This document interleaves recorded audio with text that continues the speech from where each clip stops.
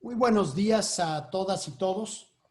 Quiero darles la bienvenida a este ciclo de teleconferencias del Instituto Nacional de Salud Pública sobre COVID-19. El día de hoy presentaremos la teleconferencia número 12 de esta serie y dedicaremos el tema a las encuestas de cero prevalencia, tanto de España como de México. La pandemia de COVID ha generado una gran cantidad de preguntas científicas. Una de ellas es, ¿cuántas personas se han infectado con SARS-CoV-2? Esta pregunta, que en condiciones regulares no debería tener demasiada dificultad, en el contexto de esta pandemia no ha sido fácil de responder. La enfermedad COVID-19 tiene un curso clínico que hace que la vigilancia hospitalaria nos presente siempre una visión parcial de la epidemia, la de los casos sintomáticos y muchas veces no nada más los sintomáticos, sino los graves. Pero esta visión no alcanza a incluir a las personas que se infectan con SARS-CoV-2, pero que no presentan síntomas, que por cierto se ha visto que es relativamente frecuente, o a quienes tienen síntomas tan leves que no requieren atención médica, y a quienes aún requiriendo atención médica no la buscan o reciben un diagnóstico, por diferentes razones, incluyendo hasta el temor de acudir a un centro hospitalario. La única forma de aproximarnos a una estimación sobre el porcentaje de la población que tuvo infección por el virus es a través de las encuestas de cero prevalencias. En realidad todavía no entendemos del todo bien la respuesta inmune frente a SARS-CoV-2. La respuesta parece ser muy heterogénea en términos del papel que juega la respuesta humoral y la respuesta celular en diferentes personas y pacientes, la persistencia de anticuerpos contra el virus, que es incierto cuánto tiempo persisten, e incluso también el tema de inmunidad cruzada con coronavirus del catarro, de las gripas comunes. En fin, hay muchas preguntas todavía por responder, pero sin duda alguna, este es el único instrumento con el que contamos actualmente para aproximarnos a la estimación sobre el porcentaje de población que tuvo infección al virus. Las encuestas de cero prevalencia son instrumentos de gran utilidad para comprender el alcance de una enfermedad infecciosa. A través de la medición de inmunoglobulinas podemos estimar qué porcentaje de la población se ha infectado y como consecuencia desarrolló una respuesta inmunológica. Gracias a esto, múltiples países en el mundo han encontrado que la extensión de la pandemia podría ser varias veces más grande de lo que se ha detectado a través de la vigilancia hospitalaria. Se ha hablado de cifras hasta 10 o más veces mayor el número de infectados. Esto también implica que la letalidad es varias veces menor a la que se ha reportado, utilizando los casos hospitalizados, es decir, 10 veces o 20 o 12 veces menor posiblemente. Pero esta no es la única utilidad. Las encuestas de cero prevalencia pueden ayudarnos a entender qué características tienen las personas que no requirieron atención en el sistema de salud, a pesar de haber tenido la infección. La seroprevalencia es muy relevante también para poder entender mejor el papel causal que pueden tener algunos factores de riesgo que pueden estar mal representados en una muestra hospitalaria. Adicionalmente, las encuestas de seroprevalencia son una oportunidad para obtener otra información crítica relacionada con la pandemia y las medidas de mitigación. Por ejemplo, ¿cuál es la salud mental de las personas infectadas? ¿Cuánto han gastado las familias en atender COVID? ¿Cómo se está alimentando las familias, la población? ¿Esto ha afectado su control de hipertensión o diabetes? Hay una gran cantidad de preguntas urgentes que pueden responderse con encuestas aplicadas a la población durante este periodo, cuando se combinan encuestas de salud y nutrición, como lo está haciendo México, con esta encuesta de cero prevalencia. Hacer una encuesta en medio de la pandemia requiere de un esfuerzo institucional y logístico inmenso para balancear la calidad y cantidad de datos con la seguridad de las personas que participan, tanto encuestadores como población participante en la encuesta. España llevó a cabo la N-COVID, una encuesta en más de 60,000 personas que les ha permitido entender mejor la cero prevalencia posterior a la primera ola de infecciones, pero que gracias a su componente longitudinal también les ha permitido entender la dinámica de la infección en las últimas semanas. Esta encuesta es un referente mundial, tanto por su diseño como por sus resultados. México llega ahora al momento con el que es más seguro llevar a cabo la encuesta, por la que esta semana ya dimos inicio a la ENSANUD COVID-19, con la intención de estimar la cero prevalencia de 9 regiones en nuestro país y poder también responder a muchas de las preguntas que necesitamos para poder avanzar en el control de la pandemia y también en la respuesta del Estado para reducir los efectos negativos que la pandemia tiene en el bienestar de la población. Tengo el gusto de contar con 3 extraordinarias personalidades de la salud pública que estarán en esta conferencia como ponentes y como coordinadores. El doctor Tonatiuh Barrientos moderará la sesión. El doctor Tonatiuh Barrientos, ya lo conocen, ha estado presente en varias de las teleconferencias, es director del Centro de Investigación en Salud Poblacional del Instituto Nacional de Salud Pública, médico con maestría en Salud en el Trabajo, ambos grados por la Universidad Autónoma Metropolitana de Xochimilco, con doctorado en epidemiología en la Escuela de Salud Pública de la Universidad de Texas y postdoctorado en epidemiología social y en salud poblacional de la Universidad de Michigan. El doctor Tonatiuh Barrientos es investigador en ciencias médicas del más alto nivel en este instituto y también es miembro del Sistema Nacional de Investigadores, también del más alto nivel. Y tendremos el gusto de contar, y le agradezco mucho a la doctora Marina Pollán por haber aceptado participar en esta teleconferencia.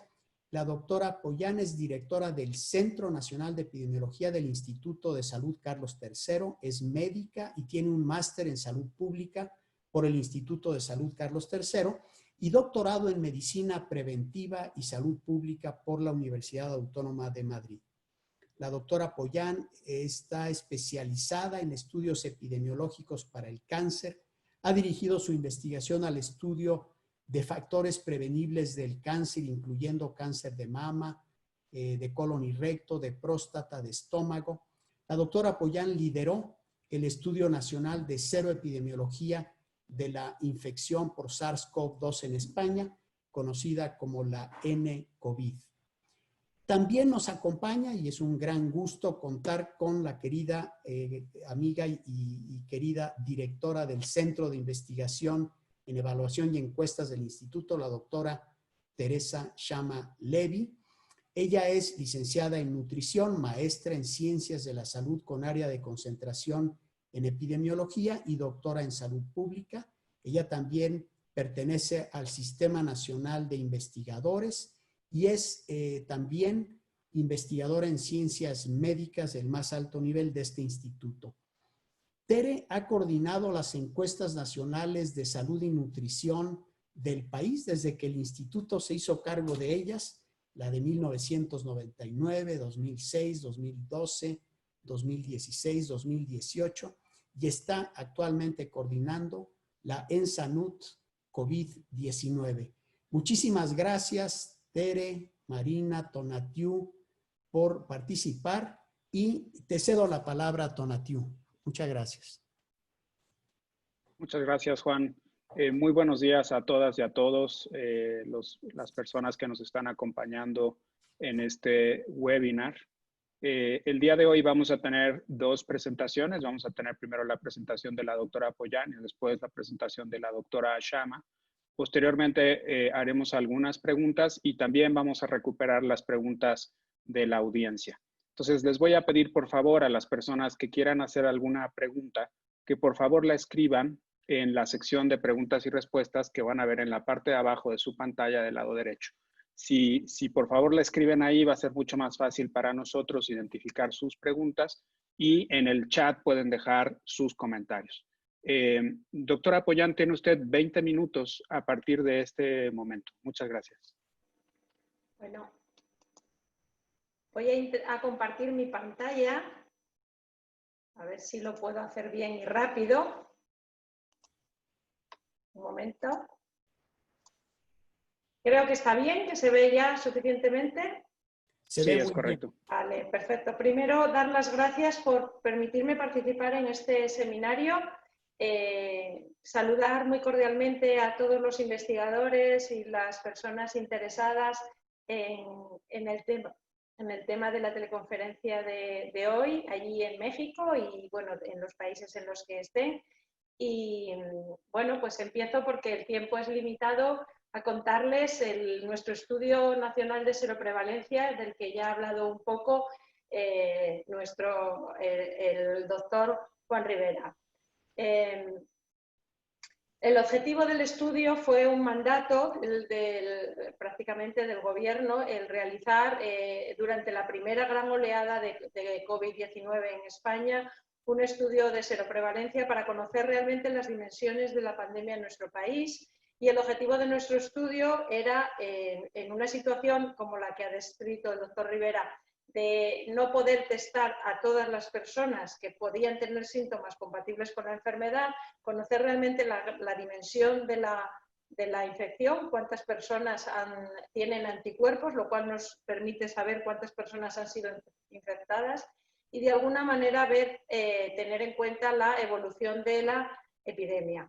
Y para eso lo que hicimos fue diseñar un estudio con un muestreo estratificado bietápico en el que en España ustedes tienen los estados, nosotros tenemos las comunidades autónomas, pero las comunidades autónomas españolas son muy diferentes en su tamaño y sabíamos por los datos de vigilancia que teníamos que la situación en algunas de ellas podría ser muy heterogénea, con lo cual quisimos tener información a un nivel un poco inferior a las comunidades autónomas, que son las provincias. España tiene desde el siglo XIX 50 provincias, más 2 ciudades autónomas que están localizadas en África, que son Ceuta y Melilla. Entonces, considerando esas 52 unidades geográficas y estimando que probablemente la dimensión de la circulación del virus tiene que ver con la densidad de la población y por lo tanto una variable subrogada que tenemos es el tamaño municipal, decidimos dividir todos los municipios españoles en 4 categorías que tienen ahí reflejadas y seleccionamos al azar, como el Instituto Nacional de Estadística, 1.500 secciones censales de tal manera que nos permitiera tener esa representatividad. Dentro de cada sección censal incluimos 24 hogares.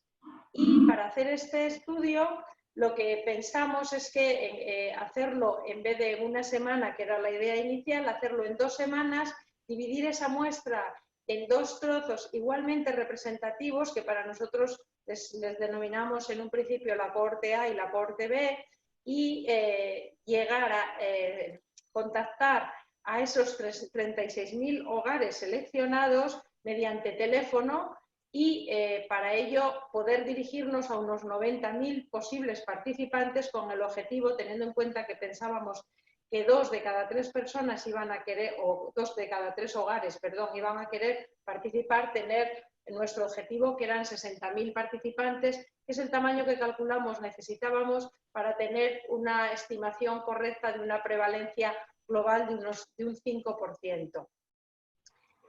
Para ponerles en contexto de cuándo se realizó el estudio, esta es una visión de cómo ha sido la primera onda epidémica, porque ahora estamos en otra de características diferentes en nuestro país. Se decidió hacer el estudio, se inició el estudio cuando estábamos confinados, el gobierno había decidido, el gobierno español, parar toda la actividad económica que no fuera imprescindible y confinarnos en nuestros domicilios.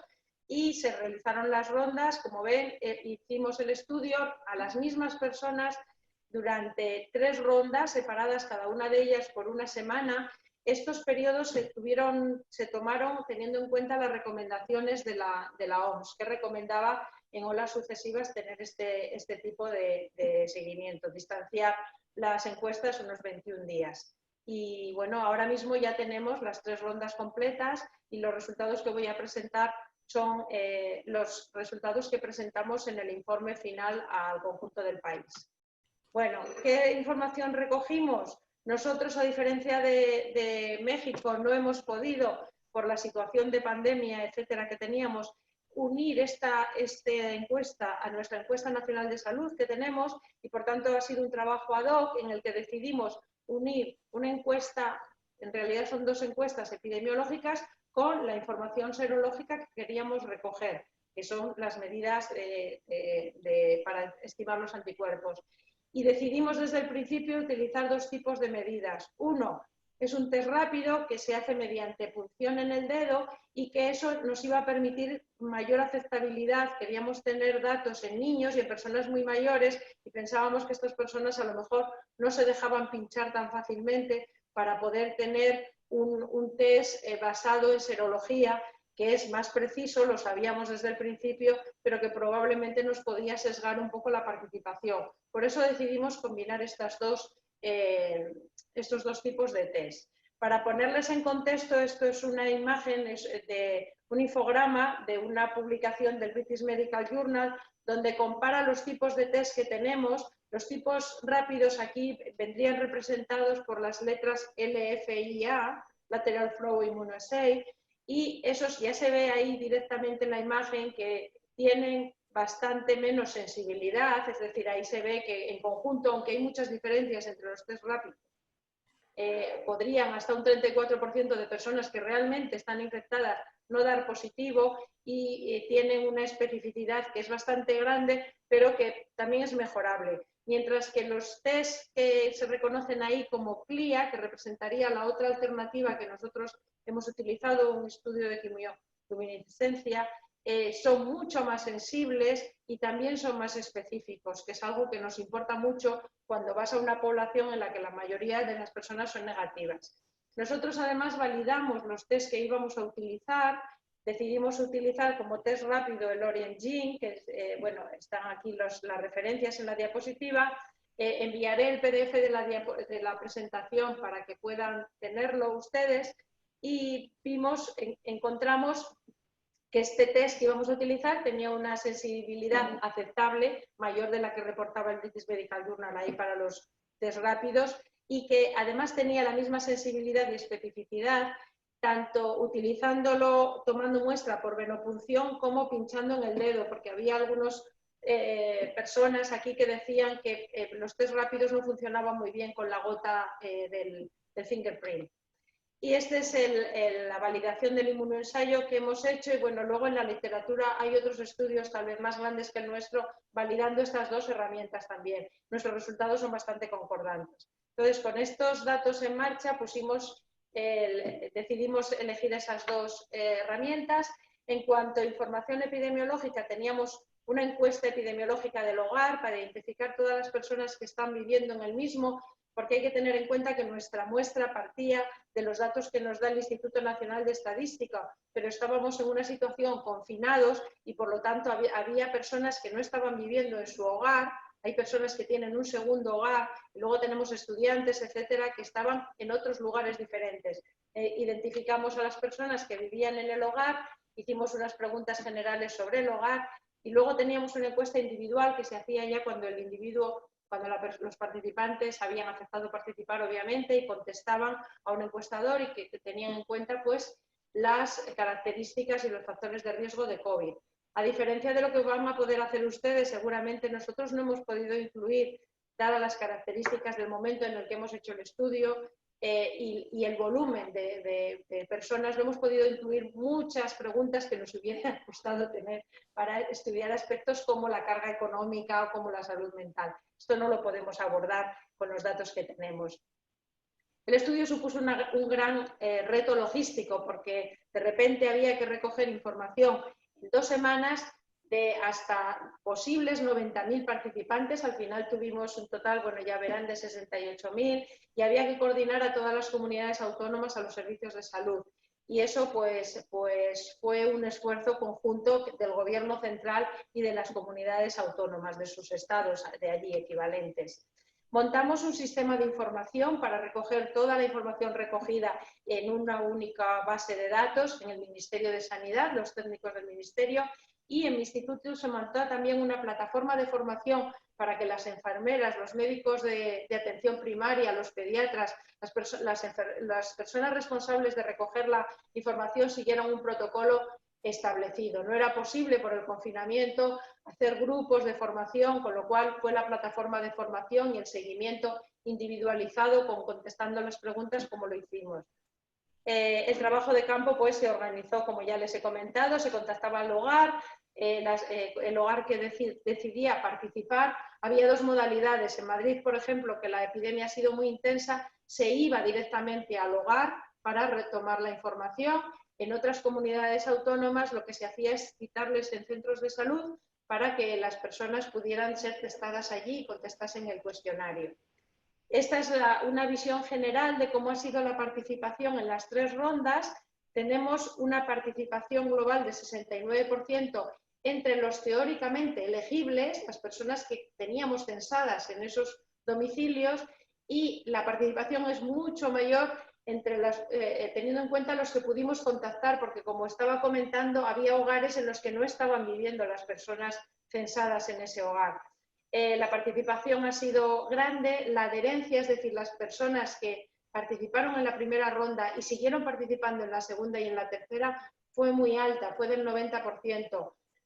Nosotros que hemos hecho estos otros estudios poblacionales estábamos sorprendidos, y esto simplemente refleja el interés de la población española ante una situación que nos estaba afectando, pues como me imagino que es en México, profundamente.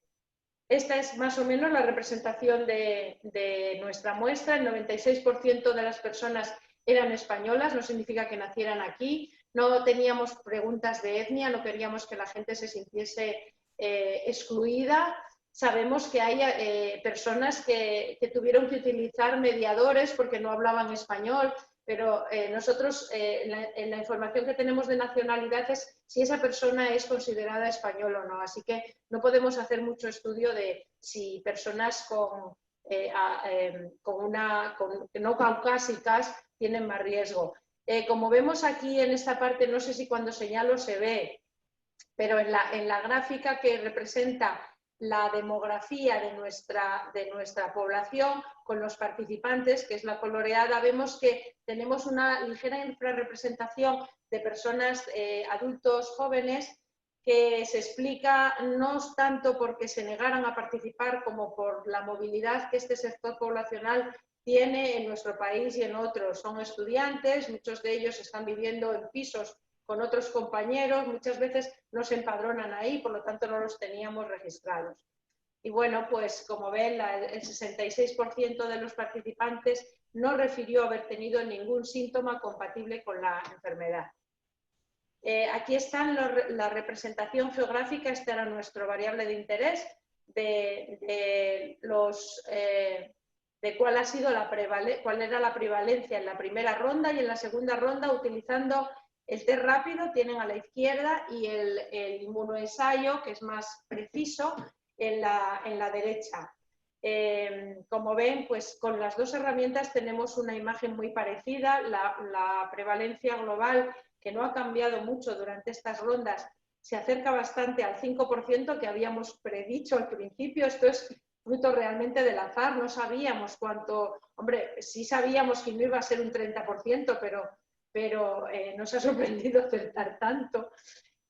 Lo que se observa claramente en el mapa es que Madrid es una de las zonas más afectadas, y tanto Madrid como Barcelona, la epidemia, el País Vasco empezó por ahí, son las zonas con mayor movilidad, y en el caso de Madrid, muchas de las personas que vivimos en Madrid no somos de Madrid, somos de las zonas de alrededor, y ahí se observa la difusión que ha tenido la epidemia en España desde Madrid, que es nodo de comunicaciones, hasta el centro del país, y que las islas y las zonas costeras, con la excepción de Cataluña, que está aquí, de Barcelona, pues están mucho menos afectados. Madrid, para quienes no sepan, pues es esta, ¿no?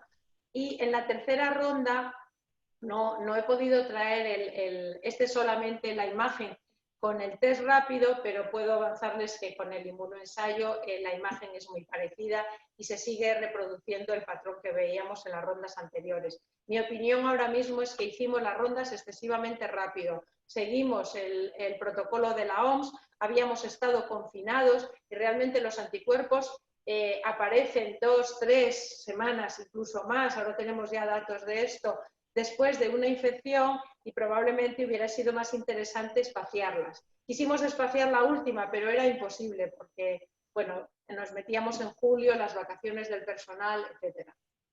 Bueno, esta es la prevalencia que hemos encontrado en la ronda 1, que es un cuadradito, la ronda 2, que es un rombo oscurecido, y la ronda 3, que es un rombo clarito, en todos los grupos de edad. Somos el primer estudio que yo tenga conocimiento que con una muestra poblacional podamos dar datos de personas de menos de un año, de bebés, a personas de más de 90 años. Hay que tener en cuenta que España es uno de los países con mayor esperanza de vida en el mundo. Nuestra esperanza de vida en hombres está en 87, en 81 y pico años, y en mujeres en 87. Y en el estudio tenemos personas de hasta 103 años. Y como ven, pues no cambia mucho por edad.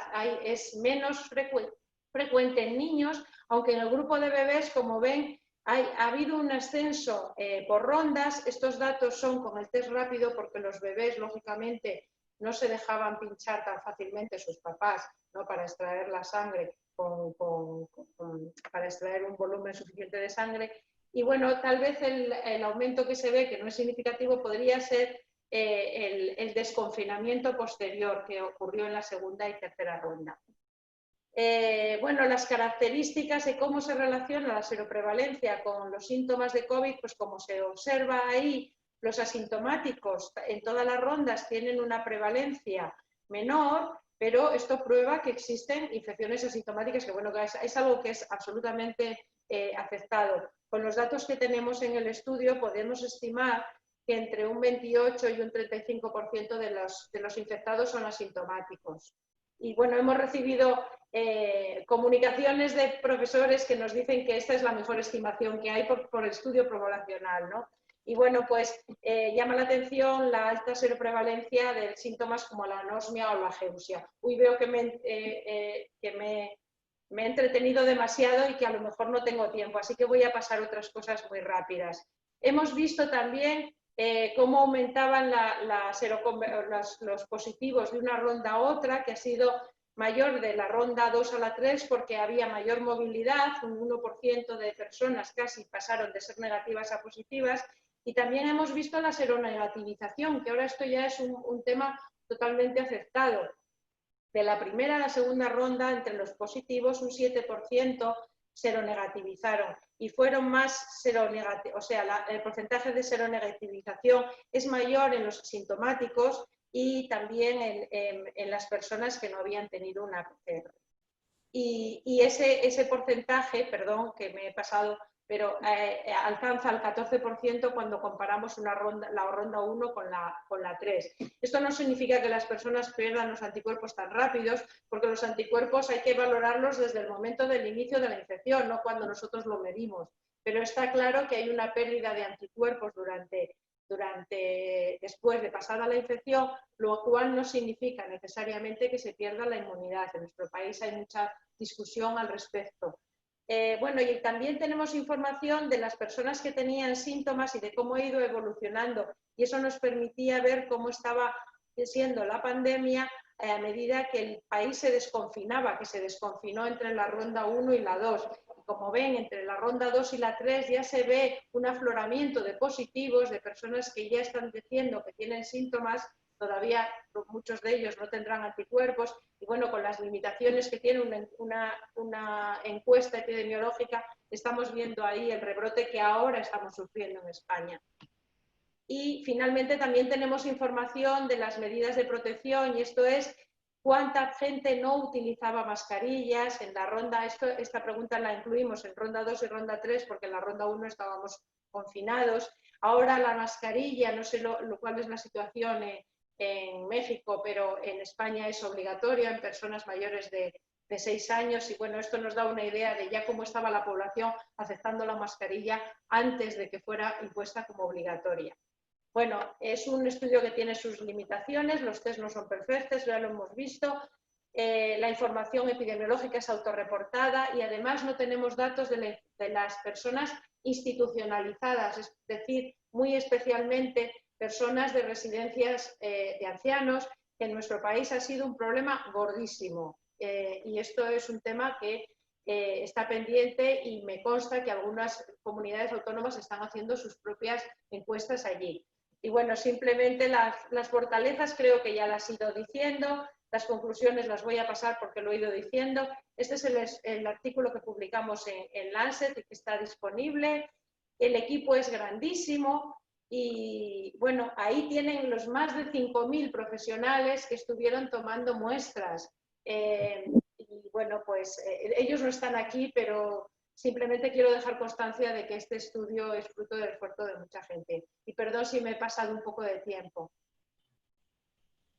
Ningún problema, doctora Pollán. Muchísimas gracias por su presentación. Y le vamos a pedir ahora a la doctora Teresa Chama que por favor nos presente su ponencia. Doctora Chama tiene 20 minutos a partir de este momento. Muchas gracias. Le pido a la doctora Pollán, ya dejo de compartir, les voy a compartir mi pantalla.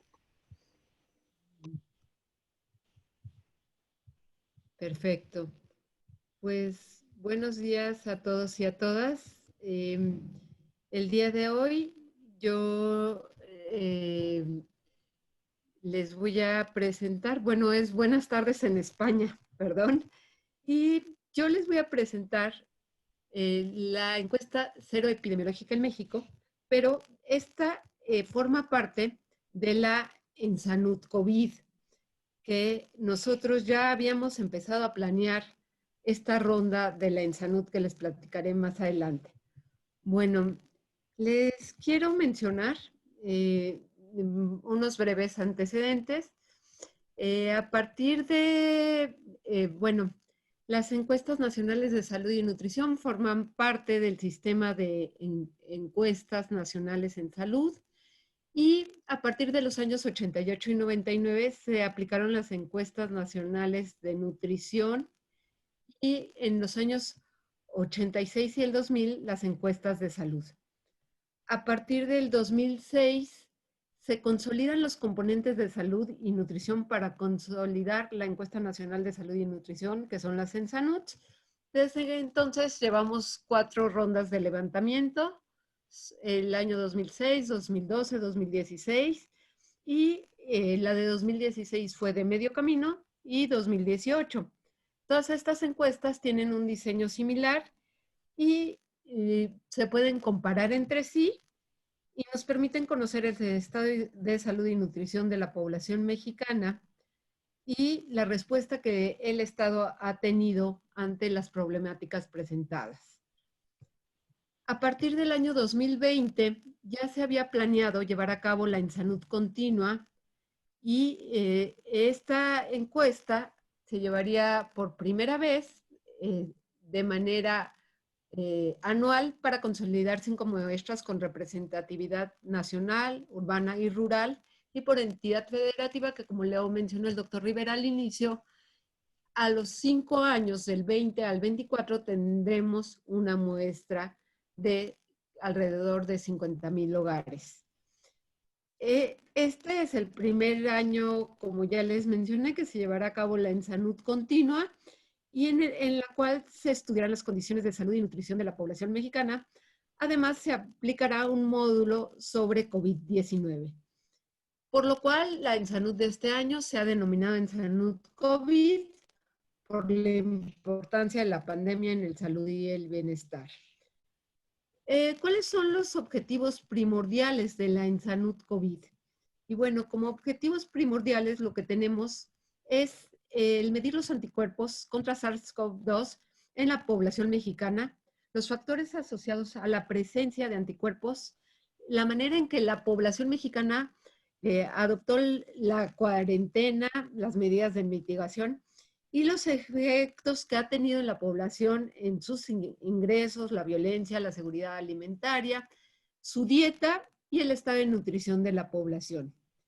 Por otra parte, seguiremos con el objetivo fundamental de la ENSANUD, que es actualizar el panorama sobre la frecuencia, distribución y las tendencias de las condiciones de salud y nutrición, sus determinantes, y examinar la respuesta del Estado, como lo mencioné, ante estos problemas de salud y nutrición en la población. La ENSANUD COVID es una encuesta que está dirigida a todos los hogares del país.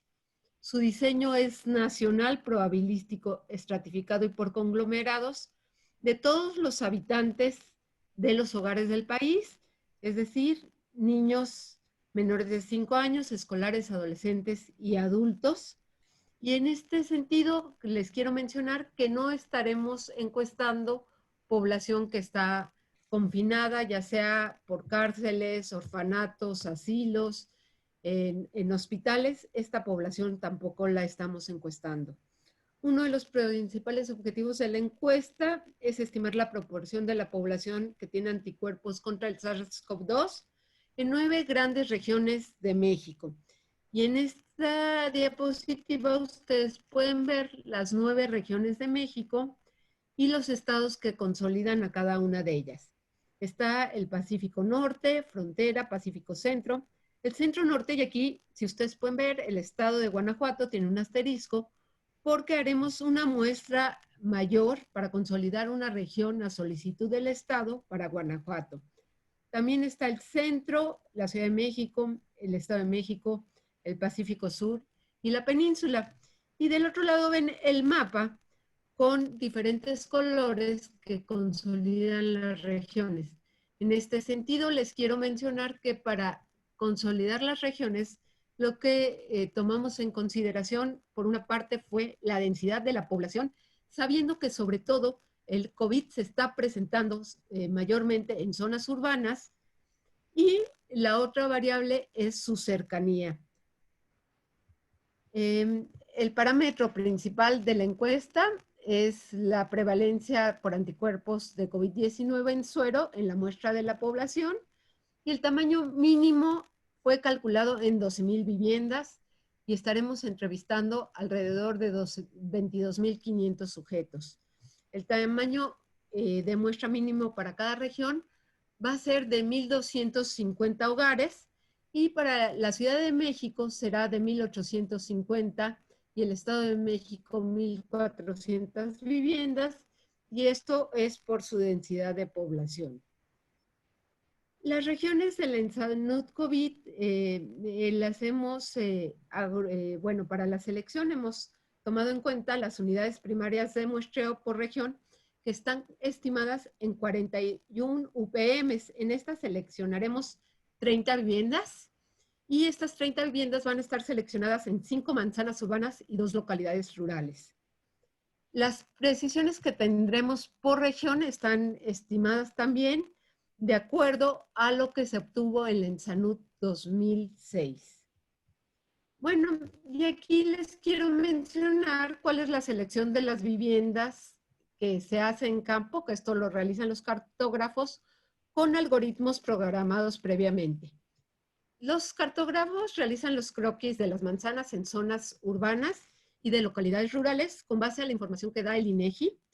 Enumeran todas las viviendas de uso particular, aplican el algoritmo de selección e identifican y marcan en el croquis las viviendas que seleccionamos. El número de viviendas de la manzana seleccionada y las viviendas las van contabilizando, y ven aquellas viviendas que no son de uso particular o no están habitadas y las van reemplazando. Envían esta información vía internet al servidor de encuestas del Instituto Nacional de Salud Pública para poder integrar la muestra.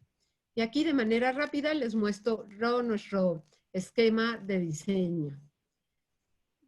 Tienen aquí el croquis de un AGEP Aquí vemos cómo está seleccionada la manzana, de ahí se contabilizan las viviendas y posteriormente los integrantes del hogar, que puede, como es aleatorio, puede ser una mujer, por ejemplo, y un niño, y así se va seleccionando en cada vivienda. Bueno, en campo, la información de la encuesta se obtiene en tablets, todo es de manera electrónica con un sistema de captura desarrollado para su operación. Los encuestadores obtienen la muestra del nivel central, les mandamos a los encuestadores y sincronizan la información en sus tablets. Se identifican ya las viviendas seleccionadas y los sujetos a encuestar por vivienda. Y todas las noches el supervisor de cada brigada resguarda la información y la envía al servidor del Instituto Nacional de Salud Pública. Esto nos permite ver el avance de la encuesta por un lado y por otro vamos viendo la calidad de la información. Bueno, ¿qué vamos a incluir en esta encuesta? Tenemos un cuestionario de hogar con indicadores sociodemográficos, un módulo muy importante de gastos en salud y en alimentación, y en otros bienes, un módulo específico sobre COVID-19, en el cual obtendremos una muestra de sangre para evaluar anticuerpos séricos, la experiencia familiar con COVID y con las medidas de mitigación, los miembros de la familia que experimentaron COVID y su evolución que tuvieron en salud, cuarentena y movilidad, cambios en ocupación e ingresos, violencia, agresión y soledad. ¿Qué efectos ha tenido la pandemia en la salud, nutrición y el bienestar de las familias y en su seguridad alimentaria?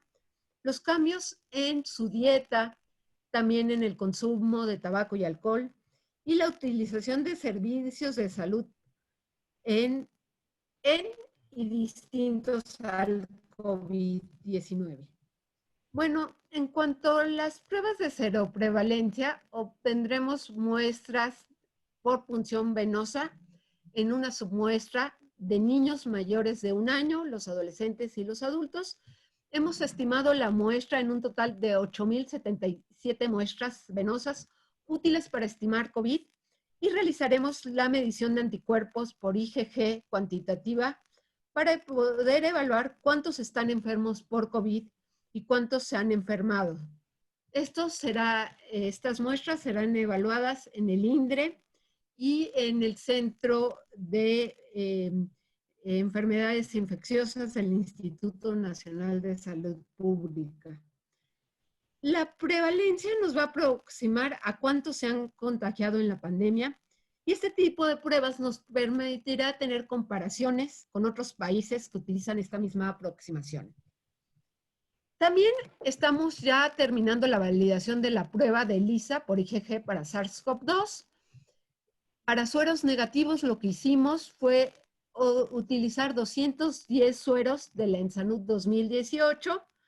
Las muestras las estratificamos mediante los siguientes criterios en 3 grupos. El primero son 70 muestras de estudio de niños menores a 10 años, 70 en adultos de 20 a 60 años y 70 en adultos mayores de 60 años. Y la validación clínica la estamos haciendo con la ayuda de pacientes que acuden a una unidad médica familiar del Instituto Mexicano del Seguro Social, que es una clínica en Coacalco, en el Estado de México, todos positivos a RT-PCR, y las muestras se toman en la primera semana de contacto a personas que entre 0 y 7 días, que tienen de 0 a 7 días de evolución, y una segunda muestra de suero se toma a 4 semanas posteriores al inicio de los síntomas para evaluar seroconversión.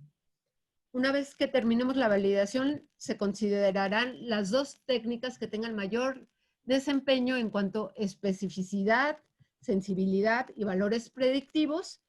Y bueno, este estudio lo realiza el INDRE con el apoyo del IMSS. Bueno, también incluiremos mediciones de antropometría, como es peso, talla y longitud, para clasificar el estado de nutrición de la población en estado de nutrición normal, desnutrición, sobrepeso y obesidad. En una submuestra obtendremos también, además de la muestra COVID, tener una submuestra en ayunas en los adultos, sangre para poder determinar enfermedades crónicas como diabetes, hipertrigliceridemia e hipercolesterolemia. El tiempo promedio estimado para estar en los hogares es de 1 hora con 35 minutos y adicionalmente a quienes son seleccionados para la submuestra de enfermedades crónicas les pediremos previa cita, acudir a sus hogares al día siguiente muy temprano, es a las 5 de la mañana aproximadamente, para tomar esta muestra en ayunas que no tardaremos más allá de 15 minutos. Quiero mencionar que previo a iniciar la encuesta, se conformó un grupo técnico que desarrolló el diseño conceptual y metodológico de la encuesta. También se desarrolló y sometió el protocolo a las comisiones de ética, bioseguridad e investigación del Instituto Nacional de Salud Pública. Desarrollamos los cuestionarios, los validamos, las cartas de consentimiento informado y los manuales de procedimientos. Desarrollamos los programas de captura para las tablets y los de respaldo de la información. También, previo a iniciar la capacitación y estandarización del personal, desarrollamos un manual de procedimientos y de medidas de protección del personal de campo y población que participa durante el COVID-19. En esta liga ustedes pueden encontrar este manual que creo que puede servirles a todos los que van a tener encuestas cara a cara. También al personal les hicimos una prueba para detectar SARS-CoV-2 en el INDRE con el fin de iniciar la capacitación con personal sano. También, ¿qué más? Perdón, me regresé. Desarrollamos la capacitación virtual y presencial del personal en la aplicación de los cuestionarios, en la obtención de las medidas antropométricas, la tensión arterial y las muestras sanguíneas. También los capacitamos en cómo deben de manejar todas estas muestras y cómo las deben de almacenar a fin de que se almacenen de manera adecuada y lleguen al laboratorio central. También los capacitamos en las medidas de protección y cuidado personal en campo y de la población participante. En estas fotos ustedes pueden ver cómo el personal está practicando en cómo se llenan las etiquetas, cómo se pipetean las muestras, se separan y luego se almacenan en este tanque de nitrógeno que ustedes pueden ver, que es un tanque de nitrógeno líquido que es móvil y que se reemplaza alrededor de cada 3 semanas. Todo el material es estéril y se desecha de acuerdo a las normas de los comités de bioseguridad, y esto lo desechamos en los estados por el apoyo que nos está dando la Secretaría de Salud Estatal, bueno, en cada uno de los estados. Realizamos ya la prueba piloto el pasado martes, bueno, de la semana anterior, el 11 de agosto, en 6 localidades del estado de Morelos, con medidas de protección y de sana distancia. Y bueno, quiero mencionarles que antes de iniciar el campo, el personal se sanitiza completamente y limpian su material, aquí lo pueden ver. Cuentan con material de protección como cubrebocas, caretas, guantes, y en este sentido cabe mencionar que para la toma de muestra lo hacen con doble guantes, con gel, y bueno, también tienen todo el entrenamiento para la sana distancia e higiene, y a los participantes les estamos entregando su gel y cubrebocas previo al inicio de la encuesta, y posterior a ello se les vuelve a dar gel. Aquí tenemos una señora que se está limpiando las manos con gel y cómo se obtiene la medición, por ejemplo, del peso, y el encuestador solo se acerca menos de 20 segundos para la medición. Todos los encuestadores están plenamente identificados para la seguridad de los participantes, y al iniciar la encuesta se identifican y les dan una carta de consentimiento informado, la cual firman y se quedan con una copia, la cual tienen los datos para que el entrevistado pueda llamar si tiene cualquier duda al Instituto Nacional de Salud Pública con un número del instituto y un 01800. Bueno, como ya se mencionó al inicio, el doctor Rivera les mencionó, iniciamos el operativo de campo el lunes pasado, el 17 de agosto. Estimamos que finalizaremos esta en Salud COVID en la primera quincena de noviembre, y pensamos que la seroprevalencia de COVID-19 servirá para conocer si la población tiene anticuerpos contra SARS-CoV-2 y a los entrevistados que dieron su muestra de sangre para COVID, el encuestador les dará un folio con la liga a una página web con la fecha en la cual podrán obtener sus resultados. No quiero terminar esta presentación. Hay muchísima gente, no están aquí toda la parte del equipo de encuestadores y todos los auxiliares que han participado, pero este es el equipo técnico de la ENSANUD COVID que ha participado, que es un esfuerzo institucional de todos los centros del Instituto Nacional de Salud Pública. Y muchas gracias. Muchas gracias, doctora Shama, por su presentación. Y si les parece bien, en este momento vamos a iniciar con algunas preguntas. Yo le pido, por favor, a la audiencia que en caso de que tengan preguntas, las coloquen en la sección de preguntas y respuestas que encontrarán en la parte inferior de su pantalla, de manera que podamos hacerlas un poco más adelante. Doctora Pollán, me gustaría empezar con usted. Si pudiera, por favor, platicarnos un poco de cuál ha sido el impacto que ha tenido la encuesta N-COVID en la toma de decisiones en España.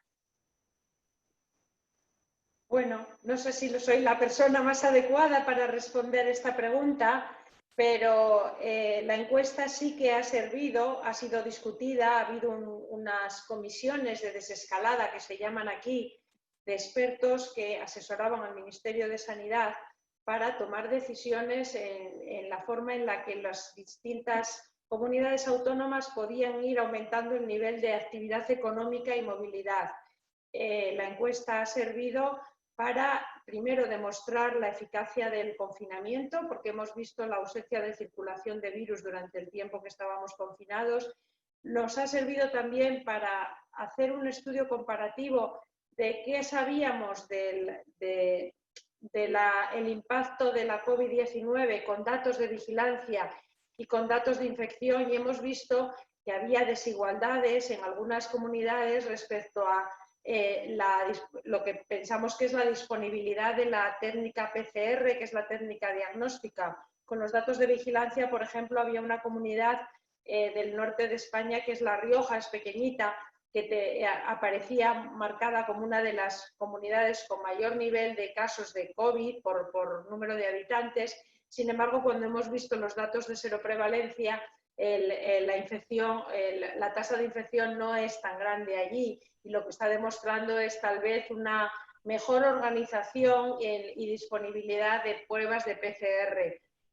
Me imagino que la situación en México ha sido parecida, pero aquí nos encontramos al inicio con una problemática de posibilidad de hacer todas las PCRs que hubiera requerido la escalada tan rápida que tuvimos en la primera oleada. El estudio va a continuar, se van a hacer oleadas más distanciadas para ver cómo va evolucionando la seroprevalencia y la difusión del virus en función de las normas y de las decisiones que se están tomando ahora mismo, que estamos en una segunda oleada, aunque de menor magnitud y con muchísimo mayor disponibilidad de pruebas de PCR, pero ahora tenemos muchos infectados, por lo menos conocidos, jóvenes, y es muy interesante saber qué ocurre en el otoño, qué va a ocurrir cuando llegue. Nosotros ahora estamos en el verano, ¿no? ¿Qué va a ocurrir cuando llegue la epidemia de gripe? Y bueno, pues las autoridades sanitarias han considerado que esta información es muy útil. Y de hecho también, para terminar la respuesta, el Centro Europeo de Control de Enfermedades, el ECDC, que es el equivalente aquí en Europa de lo que son los CDC, los CDC en Estados Unidos, ha incluido entre sus recomendaciones de indicadores importantes para considerar tener en cuenta el manejo de la pandemia, la realización de encuestas seroepidemiológicas poblacionales. Muchísimas gracias. Doctora Shama, pasaría ahora a hacerle una pregunta a usted. La EnSalud COVID incluye un componente amplio de preguntas sobre estas externalidades de la pandemia, es decir, estos efectos indirectos sobre nutrición, sobre violencia, sobre salud mental. ¿Cómo espera usted que ayude esta información a la respuesta del gobierno mexicano? Bueno, yo creo que la EnSalud COVID, y bueno, con todas estas externalidades, va a proporcionar información complementaria, más allá de la cero prevalencia, de cómo fue enfrentando la población mexicana la pandemia y bueno, cómo se vio afectado su ocupación, su ingreso, porque mucho se habla de que ha sucedido cambios en el ingreso, que la gente ha perdido su empleo, que ha cambiado su dieta, que el estado de nutrición de la población está variando. Una cuestión importantísima que estamos también preguntando en el cuestionario de COVID es esta nueva experiencia que tiene la parte educativa ante la pandemia en nuestro país, y lo estamos preguntando cómo la población está enfrentando esto de que sus hijos en casa aprendan y estudien. Y bueno, es una nueva normalidad y esto va a ayudar a entender cómo la población mexicana enfrentó la pandemia por un lado, pero cómo puede ir acoplándose a una nueva normalidad y con factores que han estado afectando a la población, yo creo que tanto de México como del mundo, por cuestiones de violencia, el volver a regresar al hogar con la convivencia familiar, que es una de las cuestiones que quizás esta convivencia pueda causar violencia, pues va a apoyar a ello. También en cómo está distribuido el gasto de los hogares. Una cuestión muy importante que estamos también preguntando es cómo se acerca la población o cómo se acercó durante la pandemia cuando tuvo necesidad de utilizar servicios de salud ajenos a COVID, que no fueran por COVID, sino por otras cuestiones, a servicios preventivos como pudiera ser la vacunación o un parto, o simplemente para dar seguimiento a alguna enfermedad crónica. Entonces, considero que toda esta información que la vamos a tener, por decir, en historias de vida, porque es en los mismos sujetos que vamos a tener toda la información, nos va a poder ayudar a entender y ayudar al gobierno a entender mejor la pandemia para poder generar políticas de acción. Muchísimas gracias, doctora Chama. Doctora Pollán, volvería con usted. Habiendo pasado ya, entiendo, 3 levantamientos de la N-COVID, ¿qué recomendaría a los gobiernos que están planeando una encuesta serológica similar? ¿Y cuáles son los planes que tienen para el futuro? Bueno, pues les recomendaría que no las hicieran con tanta frecuencia como nosotros. Me parece una idea estupenda la idea mexicana de unir la encuesta nacional de salud o equivalente a la encuesta COVID, algo que aquí, como comenté, no se ha podido hacer. No sé si eso es una recomendación para los países, porque es que esto es muy dependiente del momento de la epidemia y de las condiciones sociodemográficas y logísticas de cada lugar. Sí que recomendaría ampliar los cuestionarios en la medida de lo posible para considerar aspectos que ha mencionado la doctora Sama y que me parecen muy relevantes. Nosotros tenemos aquí estudios específicos de cómo está afectando cómo ha afectado el confinamiento y la pandemia a la salud mental, al retraso diagnóstico, etcétera, pero se están haciendo quiero decir que no es una información unificada que tengamos y con carácter poblacional para el conjunto del país. Así que eso me parece que es un factor muy interesante que podríamos aprender de la experiencia mexicana. Y luego, personalmente estoy preocupada con el tema de la inmunidad de esta enfermedad que no conocemos, de la pérdida de anticuerpos. Entiendo que también, teniendo en cuenta lo que sabemos ahora de la situación, de cómo es la respuesta inmunitaria, lo que sabemos, y cómo es la pérdida, me parece que un dato muy importante a tener en cuenta es cuándo hacer la encuesta en relación a la curva epidémica. Yo creo que nosotros, y casi por suerte, porque en ese momento no se sabía, empezamos la encuesta casi 3 semanas después del pico de la curva epidémica, y creo que es un buen momento para poder captar los anticuerpos que se han producido con esas infecciones en el punto álgido, evitando haber perdido demasiadas infecciones que por pérdida de anticuerpos habían aparecido pero ya no están, ¿no? Si queremos tener una foto fija del flujo del país.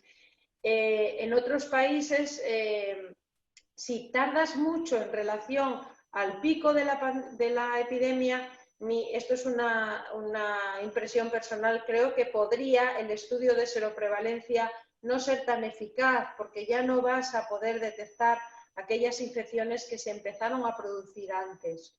Entonces creo que ahora, para planificar, cuando nosotros hicimos el diseño, estas cosas no estaban tan claras, y creo que es bueno tener en cuenta todo lo que se está sabiendo de inmunidad ahora mismo. Y finalmente, respecto a los test, me parece estupendo lo que está haciendo México de testar los ELISAs con una muestra más grande. Nosotros no pudimos hacerlo en ese momento. Y también le echaría un vistazo a lo que se sabe de los test internacionalmente, ¿no? Cuál es la mejor medida, etcétera. Bueno, yo no soy experta en test, pero obviamente ahora, por ejemplo, nosotros sabemos que hay herramientas mejores que las que nosotros usamos. La nuestra es bastante buena, el test serológico. Y bueno, lo que estamos planteando para un futuro seguramente es seguir con el test rápido, que nos permite una comparabilidad y una aceptabilidad por la población muy grande, porque nos interesan los niños y las personas muy mayores. Y estamos valorando, esto es algo que no está decidido, si utilizar otra prueba serológica más precisa, porque este es un mundo que está en pleno desarrollo. Entonces, bueno, pues a bote pronto esto es lo que se me ocurre contestar. Muchísimas gracias. Doctora Shama, sabemos que las encuestas poblacionales siempre son un reto enorme. Todas las ENSANUD se han implicado en sus diferentes momentos y en las diferentes localizaciones geográficas un reto distinto. Pero en este caso, dada la condición de pandemia que tiene COVID, es un reto particularmente complejo. ¿Cómo ha sido distinto el diseño y la planeación de esta encuesta respecto de otras ENSANUDs? Muy buena pregunta, y en realidad quiero mencionarles que nosotros, al iniciar ya la ENSANUD continua, ya para el mes de enero estamos planeando llevar a cabo la ENSANUD continua. Lo teníamos muy controlado y a finales de febrero empezamos a ver que se iba a llevar, pensamos cambiarla a ENSANUD COVID.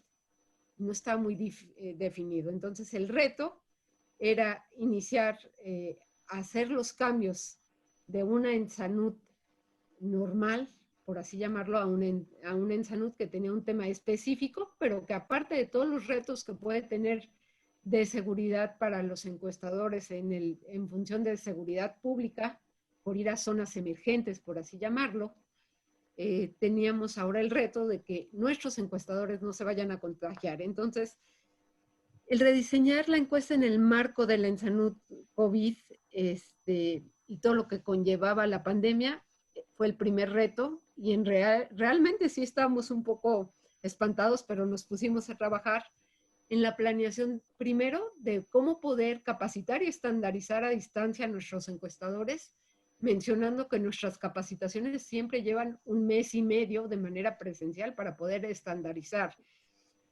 Toda la capacitación a distancia, cómo la llevamos a cabo, y con un número de personal tan grande, que es de 195 personas en total, para que todos supieran la importancia de cuidarse y cuidar a quienes están encuestando, pero aparte saber todos los temas de la encuesta.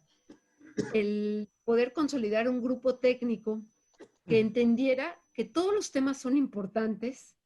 Sin embargo, ¿cuáles eran los importantes para conservar los temas de la ENSANUD y cuáles son los prioritarios de la ENSANUD COVID? Y bueno, ese fue todo un reto, porque les quiero mencionar rápidamente que una ENSANUD normal, en general estamos en los hogares casi 4 días. con una encuesta grandísima que el primer día dura alrededor de 2 horas. Bueno, primero está el cartógrafo, luego el primer día iba el grupo de salud, luego al otro día el grupo de nutrición a hacer cuestionarios como 4 horas y todavía la muestra de sangre en ayunas al siguiente día. Todo esto reducirlo al mínimo de contacto y plasmar la información que necesitábamos. Esto nos llevó mucho tiempo, casi 3 meses y medio de planeación. Y bueno, todo el reto de desarrollar un manual en el cual el personal entendiera que vamos a hacer una encuesta cara a cara. Creo que es una de las primeras y únicas que hay en este momento en el país. Entonces ese es un reto. Toda la planeación del operativo, poder saber qué alcance puede tener esta encuesta, qué pruebas serológicas podemos desarrollar y podemos llevar a cabo. Y bueno, ahora con todo este reto no se ha terminado porque estamos en campo y lo que sí esperamos es poder contribuir con la información de calidad y información científica sobre la situación de la salud de la población ante el COVID-19. Ese es el mayor reto.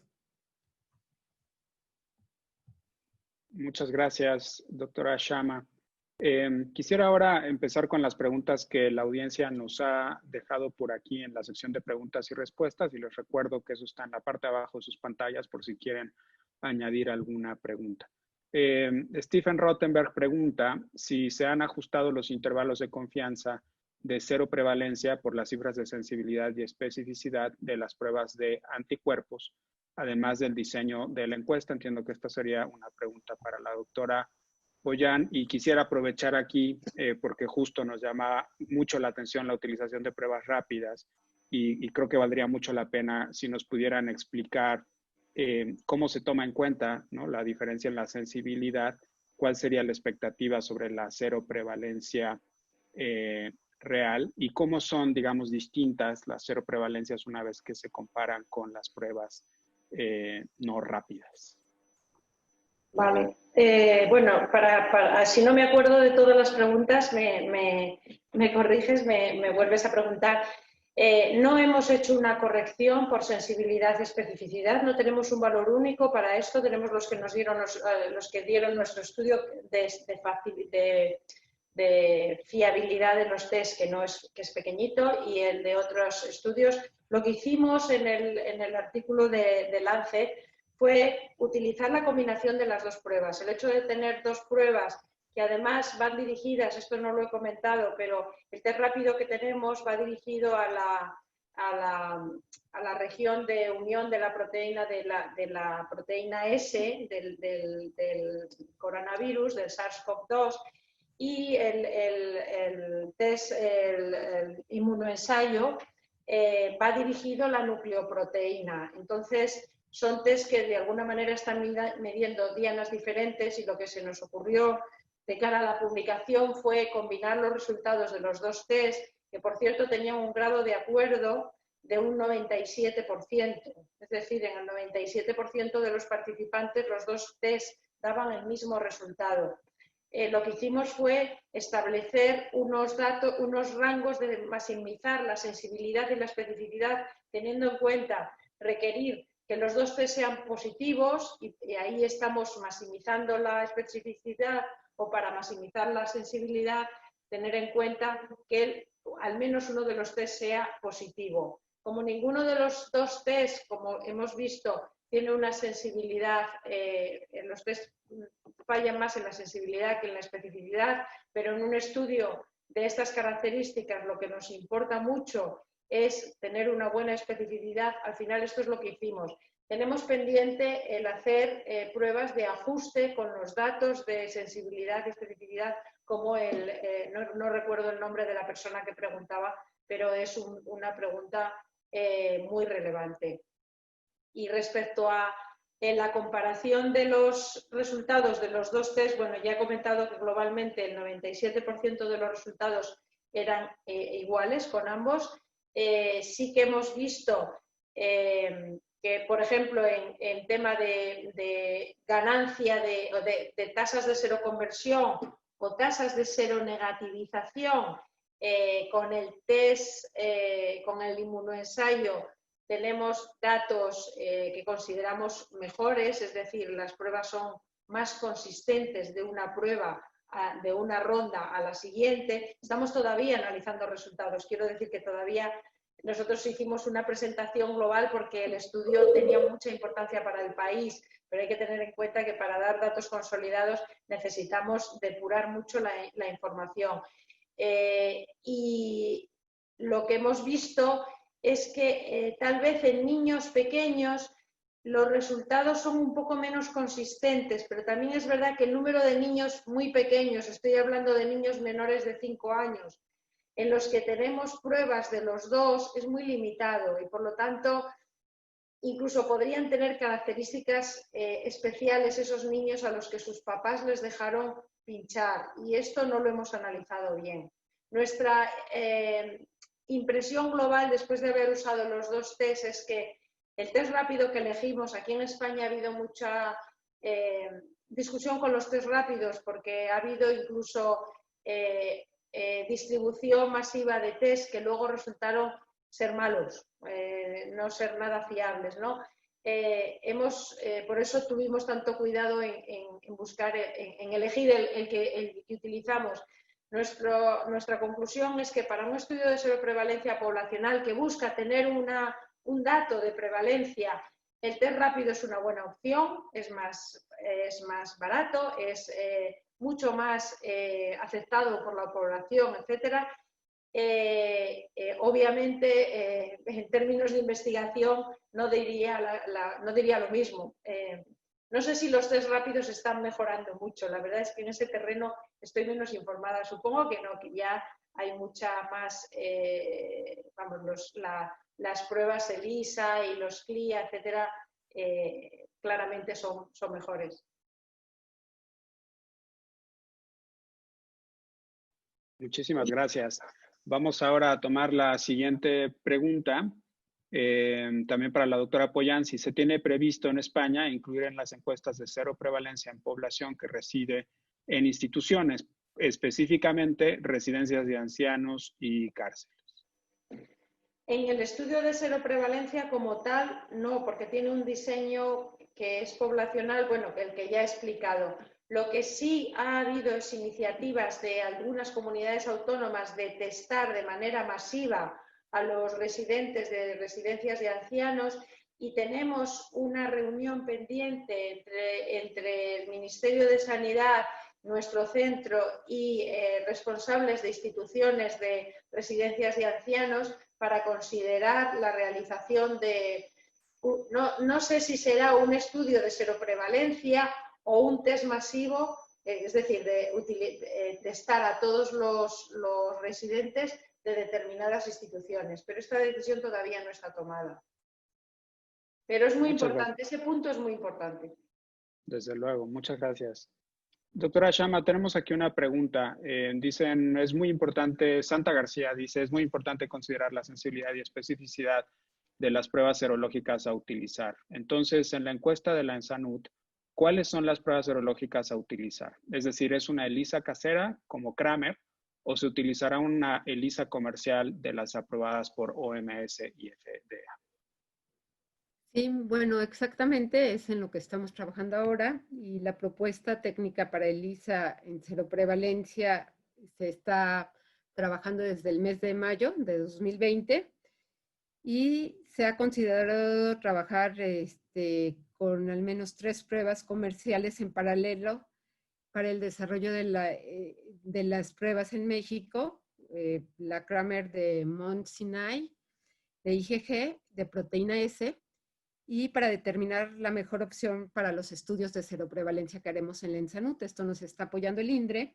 Y las pruebas comerciales son la ELISA Euroinmune Proteína S, también la de Roche, la de Elexis con proteína N, y que estas han sido aprobadas por la FDA, y 2 pruebas aprobadas por COFEPRIS y también por la FDA, que son listas para ser utilizadas en México. Y bueno, también está la prueba de Abbott, que la hemos iniciado hace cerca de un mes con proteína N.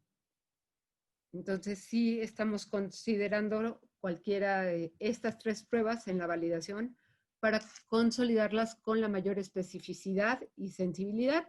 Sé que una de las 3 ya tiene una especificidad de cerca del 99% y la sensibilidad está en el 80%. Entonces, veremos las 3 pruebas para ver cuál utilizamos. Muchísimas gracias. Doctora Pollán, en términos generales, entendemos que la prevalencia que han estimado es del 5%, creo que valdría un poco la pena explicar en función del tamaño de país que es España, porque no todo el mundo está, digamos, necesariamente al tanto del tamaño de país. Y sobre todo, ¿cómo ha cambiado la información de nCovid, su percepción de la letalidad de la enfermedad?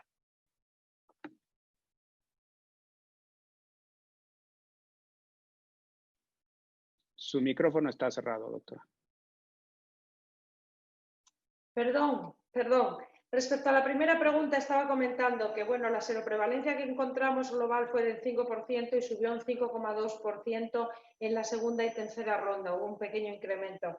En términos de qué magnitud tiene eso en epidemia, considerando que España tiene unos 47 millones de habitantes, eso significa que más de 2.300.000 personas han sido infectadas.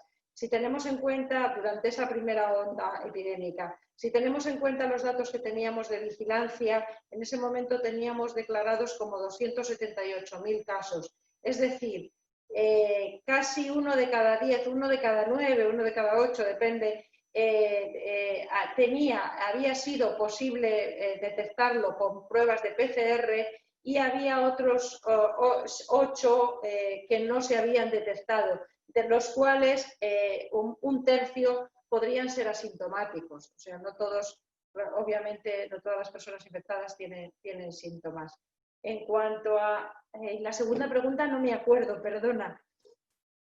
Sobre la letalidad, ¿cómo cambió su percepción de la letalidad? Bueno, acabamos de publicar, está en revisión en este momento en Nature Medicine y está el preprint colgado, que es un requisito que nos ha pedido Nature Medicine en uno de los repositorios en MERRIPS, bueno, no sé si lo pronuncio bien, el estudio precisamente de la letalidad. Y lo que hemos encontrado, hemos hecho la estimación de letalidad teniendo en cuenta 2 tipos de información. Por un lado, los muertos, las personas diagnosticadas de COVID-19 que han muerto, que son las estadísticas oficiales de mortalidad de COVID-19, en España hay bastante discusión sobre si los muertos son muchos más, porque tenemos un sistema que no sé si existe en México, me imagino que sí, que de monitorización de la mortalidad diaria, que se llama MOMO, que se puede consultar en la página web del Instituto de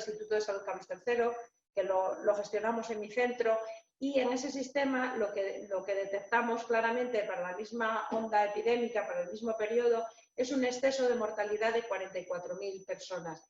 Entonces, 43, 44, depende del periodo al que cojas. Entonces ha habido mucha discusión en el país sobre, claro, cuando no has tenido posibilidad de diagnosticar a todos, las cifras oficiales de muertos por COVID en realidad infraestiman el dato, mientras que el exceso de mortalidad puede sobreestimarlo, porque estamos hablando de muertos, no todos ellos son personas infectadas, aunque es posible que muchas de las personas que no se han infectado sí que se hayan muerto o hayan visto agravado su situación de salud por la afectación del sistema sanitario, o sea, es todo un tema.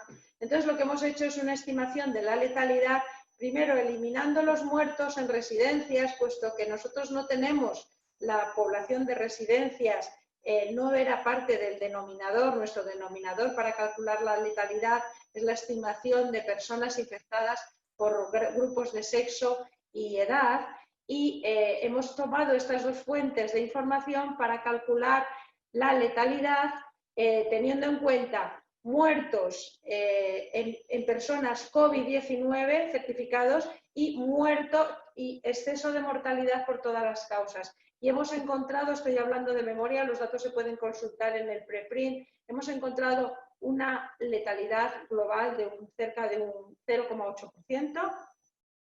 y claramente aumenta muchísimo con la edad, es prácticamente, es 1,2, creo recordar, estoy hablando de memoria, cuando tenemos en cuenta ese exceso global de mortalidad, o sea que estaríamos en torno de esas cifras, y aumenta muchísimo con la edad, es mayor, esto es muy conocido en hombres que en mujeres, esto es, vamos, no somos los primeros en decir esto, y bueno, los muertos, como todo el mundo sabe, se concentran en los grupos de mayor edad.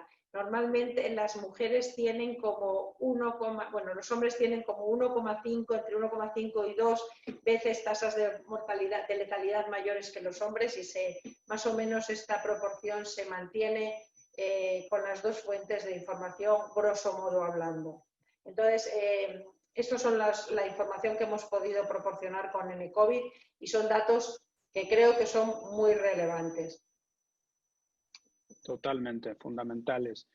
Doctora Shama, tenemos aquí una pregunta para usted acerca de si se tiene previsto identificar enfermedades crónicas no transmisibles, entre ellas diabetes mellitus en la ENSANUD, si se prevé identificar el tipo de diabetes. Supongo que preguntan si sería tipo 1 o tipo 2. No, tipo 2. Bueno, en la encuesta, por la parte de la encuesta sanguínea, ahí vamos a detectar si se tiene diabetes.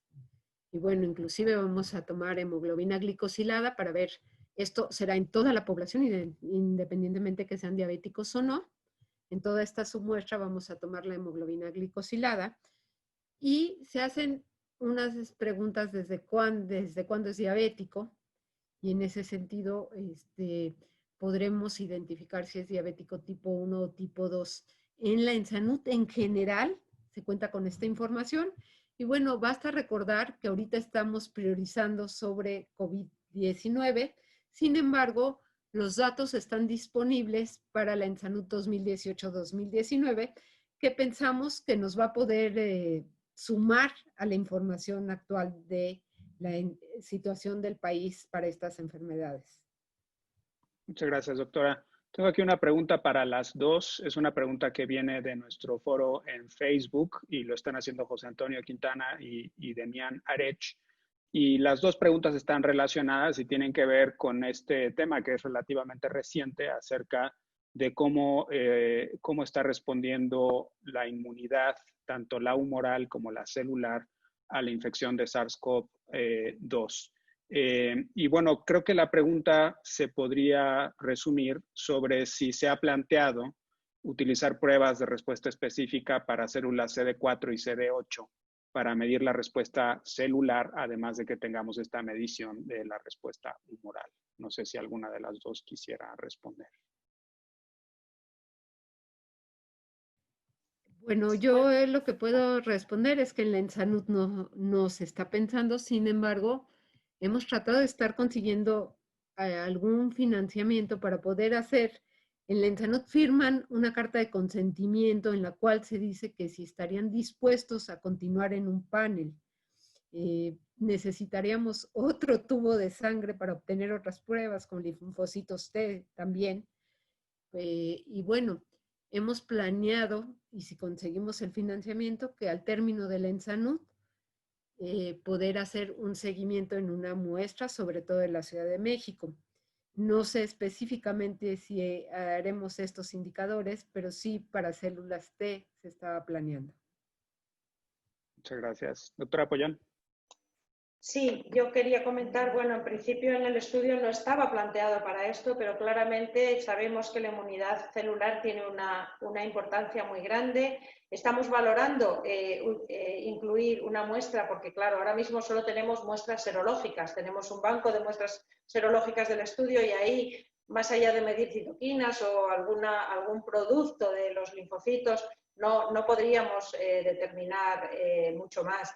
Estamos valorando en la próxima oleada incluir, al menos en un subgrupo, pero vamos, todavía no está decidido, porque obviamente el estudio de seroprevalencia su objetivo no es valorar la respuesta inmunitaria, pero sí que da una información que es muy interesante sobre, claro, porque es poblacional. Entonces, nos gustaría poder encajar los dos objetivos de alguna manera, porque además también leyendo la literatura lo que observamos que conocemos de la respuesta inmunológica viene en su mayoría de pacientes hospitalizados, o sea, de gente que tiene una enfermedad importante y sin embargo, teniendo en cuenta que el 85% de las infecciones son leves, ¿no?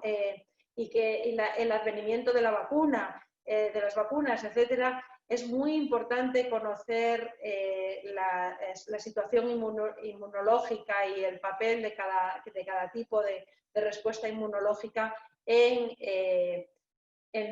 bueno, iba a decir en población general, quiero decir en la situación general que nos vamos a encontrar cuando vacunemos.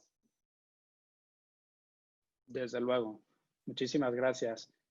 Vamos a ir cerrando. Tenemos una última pregunta y creo que esta pregunta está dirigida a la doctora Shama. Preguntan qué instituciones están participando en Salud COVID y cómo podríamos participar en esta, y ponen aquí, estamos en el estado de Zacatecas. Muy bien. Pues básicamente ese es un esfuerzo de la Secretaría de Salud a nivel federal, las secretarías estatales que nos están apoyando, teniendo un enlace y acompañarnos en la encuesta, y el Instituto Nacional de Salud Pública como parte técnica, una participación muy, muy importante del INDRE, que participan de manera pues permanente con cualquier duda, están realizando la validación, nos han hecho a los entrevistadores pues las pruebas, y si sale alguno, hemos tenido una pequeña proporción de encuestadores que previo a iniciar la encuesta salieron positivos, les repiten la prueba hasta que están sanos para que puedan salir a campo, y nos da todo el seguimiento para la validación y bueno, para el procesamiento. Pero básicamente este es el grupo de instituciones. Bueno, el INDRE pertenece a la Dirección General de Epidemiología.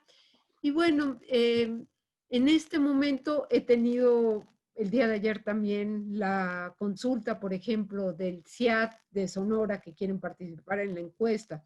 En este momento ya estamos en campo, sin embargo, pues mucho es promover la encuesta, que sepan que los encuestadores van identificados.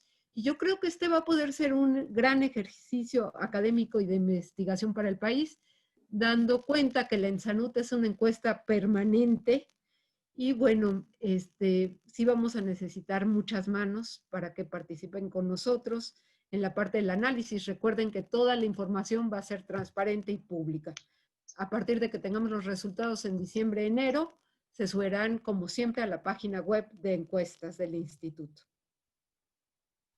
Muchísimas gracias, doctora Shama. Pues no me resta más que agradecer a nuestras dos excelentes ponentes por sus presentaciones y por toda la atención que han puesto para responder a las preguntas. Desde luego, las encuestas de serología son fundamentales para entender tanto la distribución como la velocidad de transmisión de esta pandemia, y estaremos muy atentos al seguimiento tanto de la nCovid en España como de la ENSANUD COVID en México. Muchísimas gracias a nuestra audiencia y nos vemos en el siguiente webinar. Gracias. Buen día. Gracias. Muchas gracias, Marina y Tere y Tona.